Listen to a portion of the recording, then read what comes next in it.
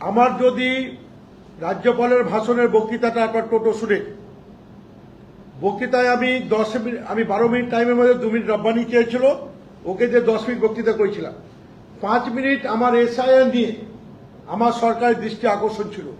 আজকে আমরা যে ডেপুটেশন, যে ডেলিগেশনটা দিয়ে এলাম, উনি যেটা বললেন বিধানসভায় কেন বলিনি, উনি সঠিক তথ্য আপনাদের সঙ্গে পরিবেশন করছেন না। আমার বাজেট অধিবেশনের বক্তব্য যদি আপনারা সঠিকভাবে দেখেন, সেই দিন আমার 10 মিনিটের মধ্যে 5 মিনিট এসআইআর সংক্রান্ত ব্যাপারে মানুষের দুর্দশা এবং এসআই নিয়ে আমরা যেমন আজকে যে বক্তব্য রেখেছি, সেই বক্তব্য বিধানসভায় অন রেকর্ড আছে। কুণাল বাবুকে সেটা দেখে নিতে বলবে। এসব মিথ্যা মানে প্রেসের সাথে থাকার জন্য যেন কোনো মিথ্যা স্টেটমেন্ট না করেন, এটা আপনাদের মাধ্যমে আমি কুণাল বাবুকে সতর্ক করে দিয়ে দিয়েছি। আমরা যেমন মুখ্যমন্ত্রীর কাছে গেছি, আমরা রাস্তায় আছি, আমরা বিধানসভায় ফ্লোরে দাঁড়িয়ে আমরা তৃণমূলের যারা বক্তা, আমরা সেই বক্তব্য রেখেছি। বক্তাদের মধ্যে আমি নিজে একজন ছিলাম। না, আমার একটা কথা বলার, ধরুন আজকের তারিখ হচ্ছে 7 তারিখ, মানে কুণাল বাবু ঠিক, মানে ওই যে বললাম কে কি করবে উনি ঠিক করে দেবেন। তা মাননীয় মুখ্যমন্ত্রী কি রোজ বিধানসভায় আসেন নাকি? মাননীয় মুখ্যমন্ত্রী কি রোজ বিধানসভায় আসেন নাকি? এবার আমি একটা সেটআপে, ডেমোক্রেটিক সেটআপে চিঠি দিয়েছি, যদি মাননীয় মুখ্যমন্ত্রী আমাদের নবান্নতে না ডেকে তার বাসভবনে ডাকতেন, আমাকে সেখানেই যেতে হতো। আমি তো অ্যাপয়েন্টমেন্ট ঠিক করেছি। এবার অ্যাপয়েন্টমেন্টটা কোথায় দেবেন সেটাও কি কুণালবাবু ঠিক করে দেবেন? কুণালবাবু তো এখনো মুখ্যমন্ত্রীর চেয়ারে বসেননি। যদি কখনো কোনোদিন মুখ্যমন্ত্রীর চেয়ারে বসেন, তখন এটা ঠিক করার অধিকার জন্মাবে। মুশকিল হচ্ছে, ইংরেজিতে একটা কথা আছে, aware of rights not of responsibilities. সমস্যাটা হচ্ছে, যদি মুখ্যমন্ত্রীর ক্যালেন্ডার দেখা হয়, মুখ্যমন্ত্রী তো শুধু বিধানসভায়, যেমন সেশন 12 তারিখ, তো 12 তারিখ কি এতটা সময় পাওয়া সম্ভব সেশন চলাকালীন? অ্যাসেম্বলি সেশনে আমাদের বক্তারা বলেছেন উনি খবরে থাকতে ভালোবাসেন, খবরে না থাকলে ঘুমোয় না। আর কিছু মানে আছে আর কি সঙ্গে, যারা ওনাকে খবরে থাকার জন্য উদ্বুদ্ধ করে, ভোকাল টনিক দেয়। তো স্বাভাবিকভাবে উনি, আবার বলছি, উনি মুখ্যমন্ত্রী হলে ঠিক করবেন উনি কাকে কোথায় অ্যাপয়েন্টমেন্ট দেবেন। আপাতত উনি মুখ্যমন্ত্রী হননি, তাই মুখ্যমন্ত্রী কাকে কোথায় অ্যাপয়েন্টমেন্ট দেবেন সেটা মুখ্যমন্ত্রীর ওপরই ছেড়ে দিন। সেই দায়িত্বটা ওনাকে না নিলেও চলবে।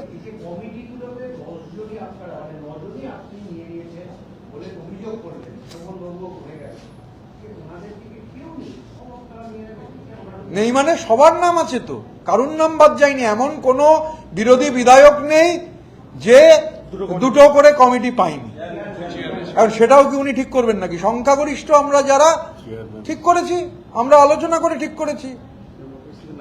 এবার ওনার যেমন প্রায়োরিটি আছে, আমাদেরও প্রায়োরিটি আছে। আমরা আমাদের প্রায়োরিটি মেনে কাজ করব। আমরা অভয়ারণ্যের যাতায়াত করা লোকেদের প্রায়োরিটি মেনে কাজ করব না। আমাদের কাছে আমাদেরটা প্রায়োরিটি, যেটা মনে করব যেটা আমাদের প্রায়োরিটি সেটা করব। অন্য কাউকে খুশি করার জন্য, বরং এটা করেছি বলে তো বাইট দিতে পারছেন।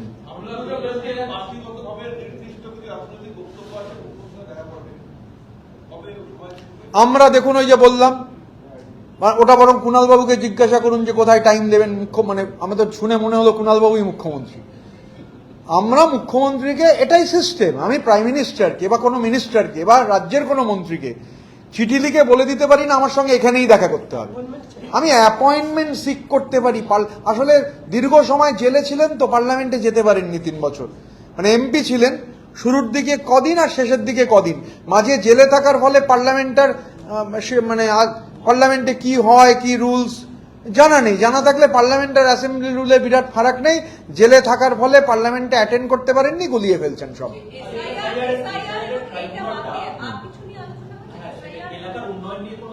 না, আমাদের আলোচনাটা আজকে মূলতই আমাদের বিধায়করা মানে প্রায় বিভিন্ন জেলার বিধায়করা ছিলেন সেখানে। এসআইআর নিয়ে এই যে গ্রাউন্ড লেভেলের যে রিয়ালিটিটা, এই গ্রাউন্ড লেভেলের রিয়ালিটিটা আমরা তুলে ধরেছি, এই নিয়ে আলোচনা হয়েছে। এসআইআর আমাদের আলোচনার টপিক।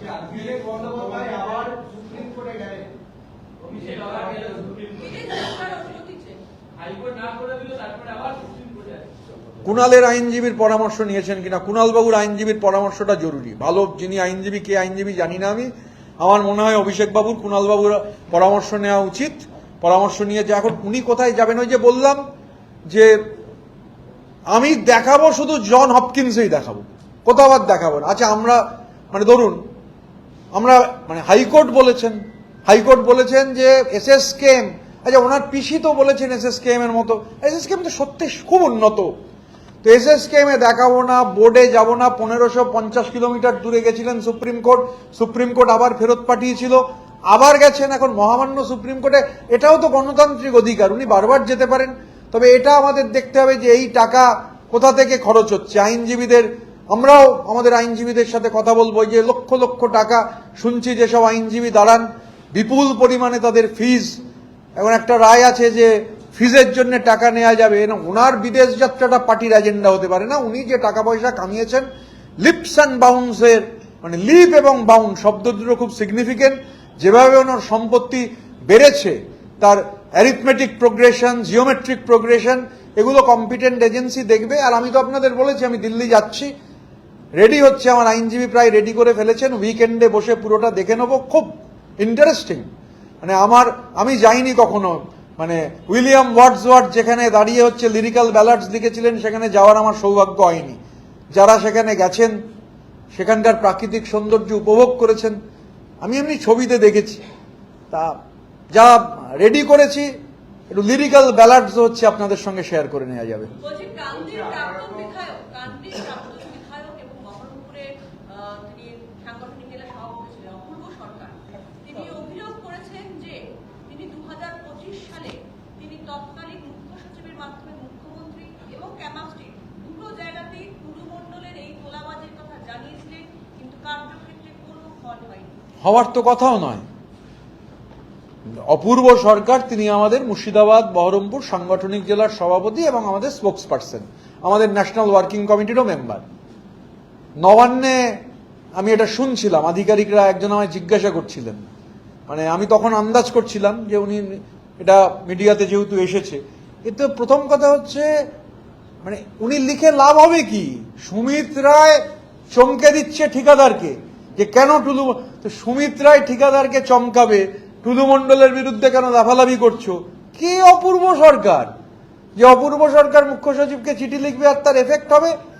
আমি আবার বলছি, অর্গানাইজ লুট and legalise plunder 30B Harish Chatterjee স্ট্রিটের থেকে যে অর্গানাইজ লুট অ্যান্ড লিগালাইজ প্লান্ডারের নেতৃত্ব দেওয়া হয়েছে, টুলু মণ্ডলের ঘটনা একটা সিঙ্গেল টুলু মণ্ডল নয়। আর অপূর্ব সরকার যেখানে বিধায়ক ছিলেন ওই জায়গাটা বীরভূম লাগোয়া, ওখান থেকে বীরভূম একটুখানি।